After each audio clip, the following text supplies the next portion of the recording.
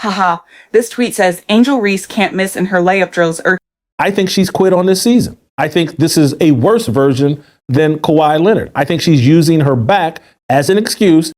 This is the biggest WNBA accusation we've heard all year. Jason Whitlock, one of the most outspoken voices in sports, just went on air and said, not hinted, not suggested, but flat out said that Angel Reese has quit on the Chicago Sky. And according to him, the so-called back injury she's been claiming since the All-Star break, yeah, fake. A cover story, a PR shield to dodge losses and protect her brand. Today, we're breaking down what Whitlock actually said. We're looking at the receipts and we're going to ask the question, did Angel Reese just get caught in her act? That's not just criticism, that's career defining, if it's true. Because in pro sports, there's an unspoken rule. You play hurt, you grind, you show up for your team. Everyone knows you don't fake injuries to skip games, especially when the games are against your rivals. And let's be real, this isn't just any season for Reese. She came into the WNBA riding a wave of hype, the rivalry with Caitlin Clark at its absolute peak, and all eyes watching to see if she could deliver on the pro stage. Instead, according to Whitlock, she bailed. Right when the team started losing, right when her stats couldn't mask the record anymore. Now here's where things get weird.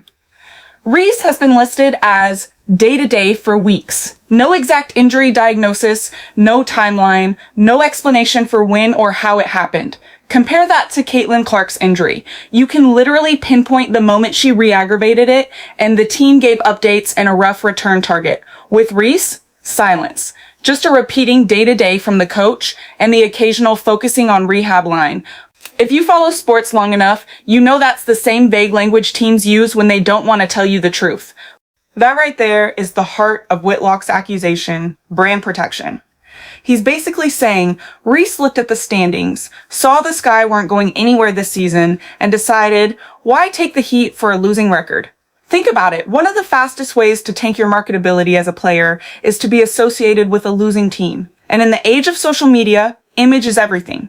Reese has built hers carefully, the LSU champion, the fashion deals, the rival to Clark. Losing 20 plus games in your rookie year, that doesn't fit the script. So if you step away and blame it on an injury, you keep the narrative clean. No one calls you a loser. In fact, some people might even call you more valuable because of how bad the team plays without you. But here's the thing, in sports, coaches and executives see right through that. They care about one thing above all else, availability. Whitlock even says it. The number one ability is availability. You could be the most talented player in the league, but if you're not on the court, you're not helping your team win. And if you're not helping your team win, your so-called value drops fast. Look at Kawhi Leonard's load management saga in the NBA. Fans turned on him, media roasted him, and even some teammates questioned his love for the game. If Reese really is sitting out just to avoid losses, she's setting herself up for the same reputation, the kind that follows you for years.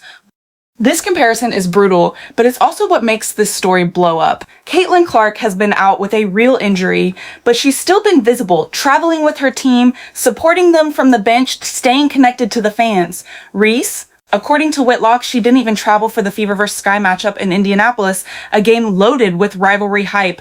Instead, she stayed away.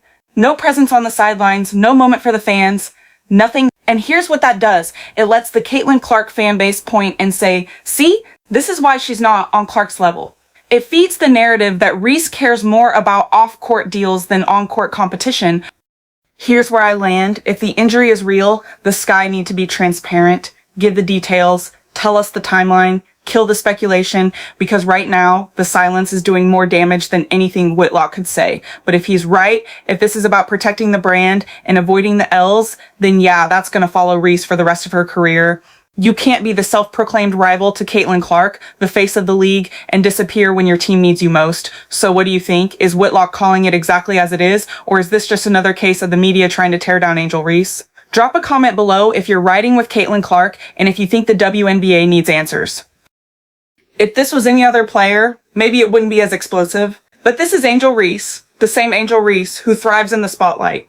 The same Angel Reese who has made headlines for taunts, for social media posts, for brand partnerships, for calling herself Bayou Barbie. When you build your image as the player who talks big, you better be the player who shows up big, win or lose. Because right now, the story isn't that she's injured. The story is that she's absent. Absent from the court, absent from the bench, absent from the rivalry games that could have been season defining. And in a league fighting for every scrap of attention it can get, disappearing from the drama is not just bad optics, it's bad business.